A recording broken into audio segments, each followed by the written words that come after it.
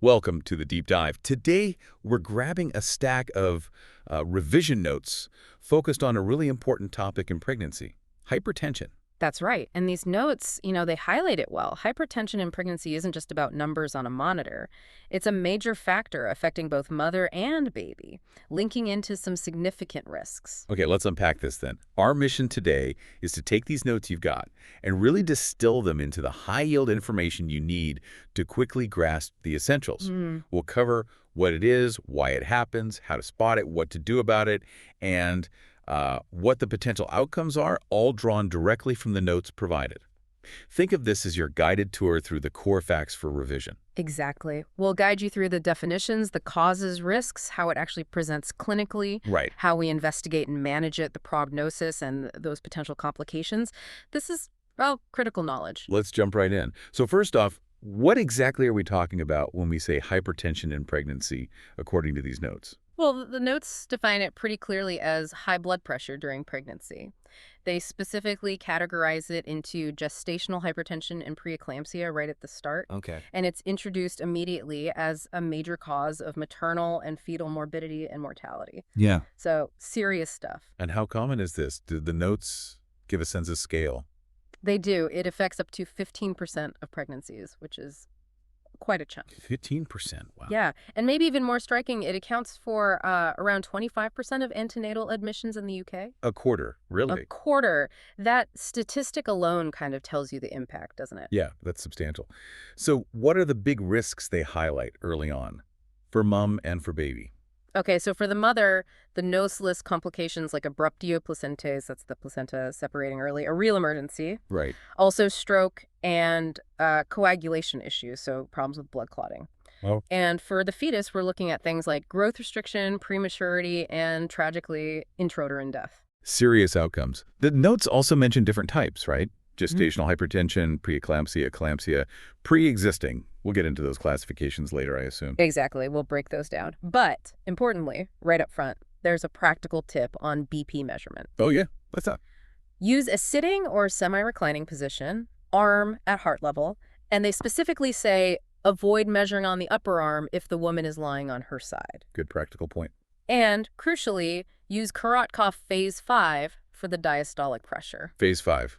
That's the disappearance of sound, right? That's the one. Key clinical details to get right from the outset. Okay, so we know what it is, how impactful it is. What about the root cause? Do the notes give us a definitive answer on the etiology? They state the exact cause isn't fully known, which, is often the case. Sure. But it seems to be influenced by a mix of factors like genetics, mom's age, obesity, any underlying medical conditions, and specifically placental abnormalities. Problems with how the placenta develops. Okay, so not one single cause, but several contributing factors. What about specific things that increase a woman's risk? The risk factors section. Yeah, that section's pretty detailed. It lists things like a history of chronic hypertension before pregnancy, Right. having had preeclampsia before, obesity, multiple pregnancies, twins, triplets, Makes sense. being a first pregnancy, interestingly, and certain medical conditions like diabetes or kidney disease. And do they specifically call out any high-risk groups? They do. Those with a history of hypertensive disease in a previous pregnancy, chronic kidney disease, autoimmune disorders like SLE or antiphospholipid syndrome, and type 1 or type 2 diabetes mellitus are highlighted as particularly high risk. Okay, so identifying those women early is key. Absolutely. For potential prevention, which we'll touch on. Moving to how the condition develops then. The pathophysiology, what's the mechanism described in the notes? The notes point towards abnormal placental development as a starting point. This seems to lead to dysfunction of the blood vessels, the endothelium, Okay. and potentially an exaggerated maternal immune response, kind of like the body overreacting. So problems starting early on with the placenta and how the body responds to it. Precisely. And these issues lead to that increased blood pressure and, in more severe cases, organ dysfunction. It's almost like the body's trying to force more blood flow to a poorly functioning placenta, but it backfires. Right. Again, the notes are careful to say the exact mechanisms aren't fully understood, but these are the key pathways involved. Okay, so when someone presents with high blood pressure in pregnancy, what else could it be? What are the differential diagnoses mentioned? Well, the main distinctions are the ones we've mentioned: gestational hypertension, preeclampsia, and chronic hypertension. The main pregnancy-related ones. Exactly, but the notes also add other medical conditions that could cause high BP, things like chronic kidney disease, gestational diabetes, even hyperthyroidism. It's important to differentiate these. Because the management would be different, presumably. Absolutely. We touched on some stats earlier, but what does the epidemiology section add or reinforce? It basically just reinforces its significant impact, particularly in the UK context mentioned in these notes. It specifies that preeclampsia itself occurs in about 2–8% of pregnancies, so it confirms it's a common and serious issue. Okay, now bring it into the clinic. What would a patient or clinician actually see or feel? Clinical presentation. So the obvious one is high blood pressure systolic 140 or more, or diastolic 90 or more. The numbers. Yep. Then proteinuria, protein in the urine, swelling, especially hands and face. Though the notes do add a caveat that edema is kind of less used as a strict diagnostic criterion these days. Oh, interesting nuance. Yeah. Then symptoms like headaches, blurred vision, pain in the upper abdomen, sort of under the ribs, maybe on the right side. Big gastric pain, right? Exactly. And decreased urine output can be a sign too, plus other signs of organ dysfunction depending on severity. The notes then get into classification, which feels really key for revision. How is hypertension typically categorized during pregnancy according to this material? Yes, this is super important. They lay it out nicely. First, they mention normal pregnancy BP, how it usually falls a bit initially, then rises back to baseline by term. Useful context. Okay. Then the general definition of hypertension in pregnancy: systolic 140 or diastolic 90. And they add that important point about the increase from booking: 30 mmHg systolic or 15 mmHg diastolic being significant too. Even if the absolute number isn't quite there yet. Got it. Exactly. Then the crucial categorization. 1. Pre-existing hypertension, history before pregnancy, or diagnosed before 20 weeks. Simple enough. 2.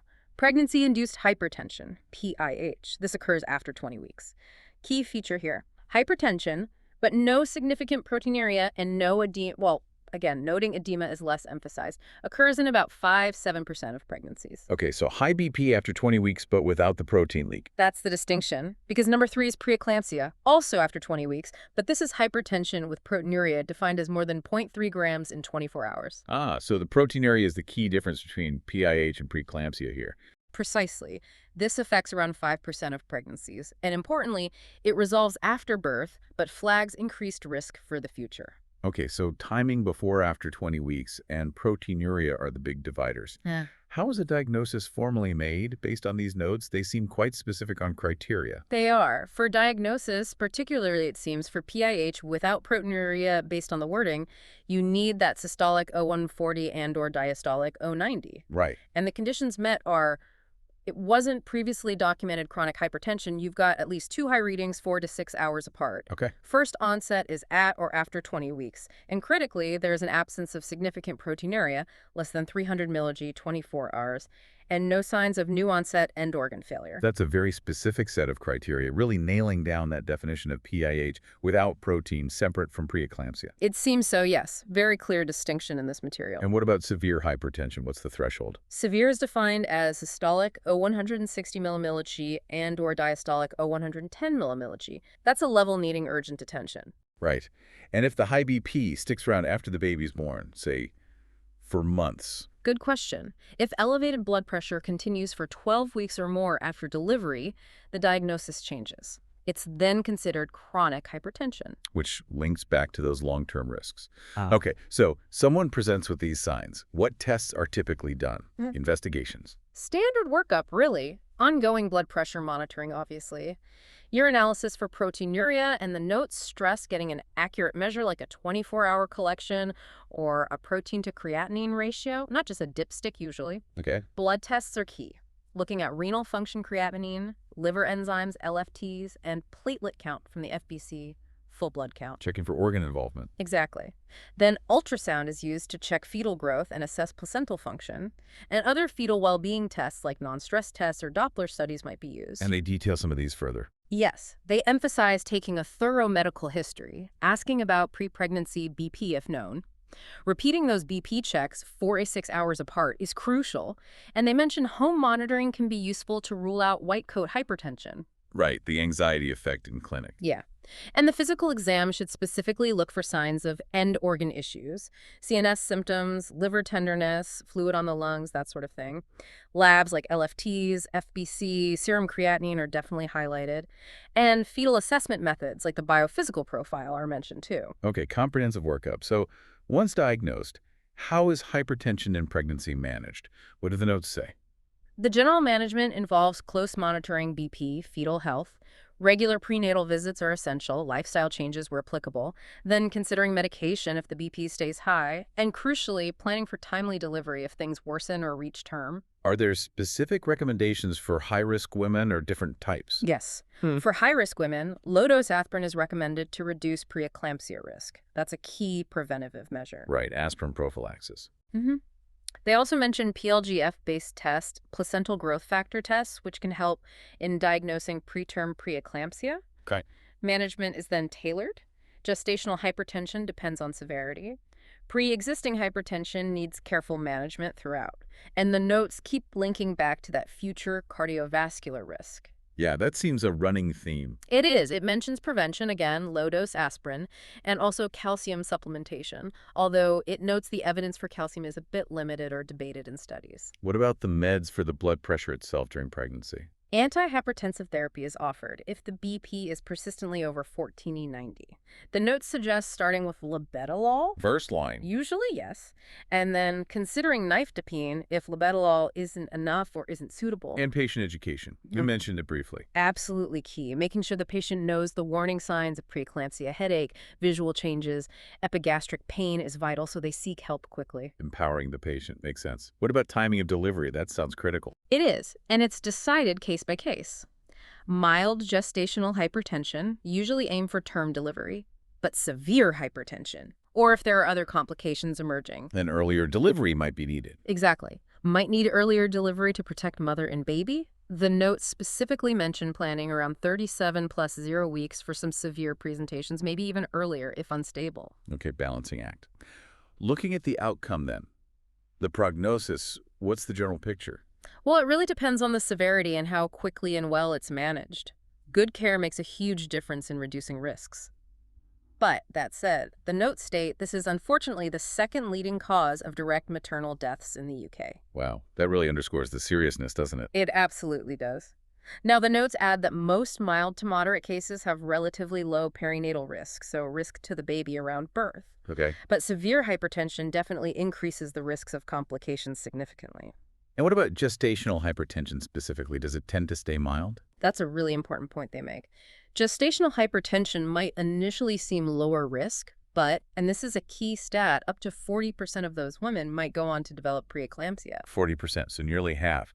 It's definitely not always benign then, even if it starts mild. Exactly. Needs close watching for that progression. And the notes mention long-term effects again here in prognosis. Crucially, yes. Having a hypertensive disorder in pregnancy is a significant risk factor for future cardiovascular disease for the mother. Right, later in life. Yes. So post-delivery, managing lifestyle, keeping an eye on BP, addressing metabolic factors, these are highlighted as important to reduce that long-term risk. And again, they reiterate prevention like aspirin for high-risk groups in future pregnancies and that note about calcium supplementation research. Okay, so to bring it all together, what are the specific complications listed that we're trying to avoid or manage? Just to summarize those. Sure. The notes list preeclampsia, which can develop from gestational hypertension. Yeah. Then eclampsia, which is the seizures, the really severe end. Yeah. Placental abruption, preterm birth, fetal growth restriction, and unfortunately stillbirth. Heavy consequences. And those longer-term issues, future cardiovascular problems for the mother, and an increased risk of chronic hypertension developing or being unmasked. That was a really comprehensive run-through of these notes on hypertension and pregnancy. We've covered, well, everything from the basic definition and risks right through to the nitty-gritty of diagnosis, management, and those potential outcomes. Yeah, it really highlights how impactful this condition is and why understanding all those facets, the classification differences, the monitoring, the long-term risks, is so important for revision. So what does this all mean for you, listening and revising? Hmm. It means, well, even if the exact cause isn't pinned down, knowing the risk factors, recognizing the signs early, and implementing timely, appropriate management based on that specific diagnosis and severity is absolutely critical. It helps improve outcomes for both mother and baby. It's complex, but breaking down the notes like this hopefully clarifies those key points. And it does raise that important question for you to think about further. Given that strong link to future cardiovascular risk for the mother that keeps coming up in these notes, Yeah. how might this knowledge change or, inform postpartum care and follow-up beyond just getting the blood pressure down immediately after birth? What does it mean long term? That's a really good point. A lot to think about there. Definitely extending beyond the pregnancy itself. Hopefully this deep dive into the revision notes has given you a really solid foundation on hypertension in pregnancy. And if you are deep in study mode looking for more resources, you might find PassThemsSRA.com and FreeMSRA.com helpful. Check those out.